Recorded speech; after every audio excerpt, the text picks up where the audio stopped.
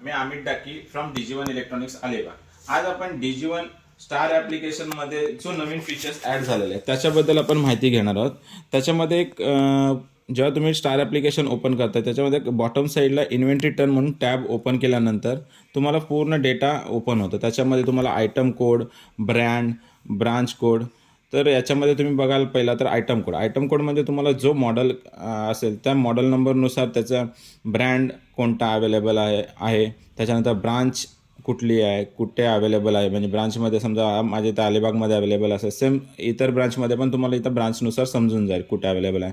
Category आहे, ref आहे, मायक्रोवन आहे, त्याच्यानंतर मुवमेंट टाईप, त्याच्यानंतर त्या मॉडेलची प्रत्येक मॉडेलची त्याच्यासमोर तुम्हाला सेलिंग प्राईस पण भेटून जाईल। ROL म्हणजे हा माझ्या स्टोअरसाठी त्यांनी असाइन केलेला ROL दिलेला आहे, म्हणजे त्याच्यामध्ये मला समजा मी 20C1Y23 हा माझ्यासाठी एक दिलेला आहे, तर तोच जम 23A3513AK हा 1+1 स्टॉक माझ्या स्टोअरला असाइन केलेला आहे। सेम आता सध्या माझ्या इथे क्वांटिटी आता स्टोअरला किती अवेलेबल आहे, आता हा ROL त्याच्या अकॉर्डिंग क्वांटिटी माझ्याकडे सिंगल सध्या अवेलेबल आहे। आता समजा मी 23A3513AK असाइन मला 2 आहे, तर त्यातला मी एक समजा सोल्ड केलेला आहे। आता जर इथे 2 मॅच करण्यासाठी सेकंड ह्या इन्व्हेंटरी ROLमध्ये पुन्हा लगेच ॲड होऊन जाईल।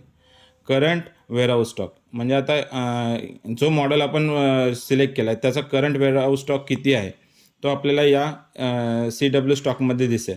हे जर तुम्ही टॅप केलं तर जास्तीत जास्त क्वांटिटी किती आहे ते पण तुम्हाला याच्यामध्ये दिसेल, म्हणजे तुम्हाला कुठल्या मॉडेलवर फोकस करायचं आहे ते इथे तुम्हाला समजून जाईल। आणि करंट मंथ सेल तुम्ही ह्या मॉडेलच्या किती आत्तापर्यंत करंट मंथमध्ये किती सेल केलं, तर मी 32H4560 हा मॉडेल जो आहे तो मी आता करंट मंथमध्ये 4 सेल केला आहे। 2 महिन्यामध्ये किती 23 आणि टोटल मंथमध्ये मी 27 सोल्ड केलेले आहेत।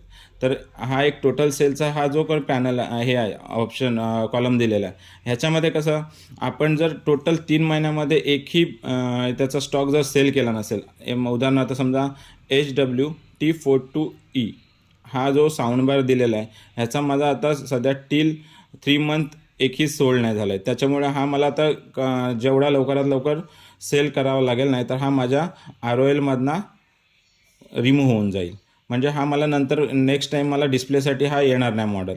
थँक्यू।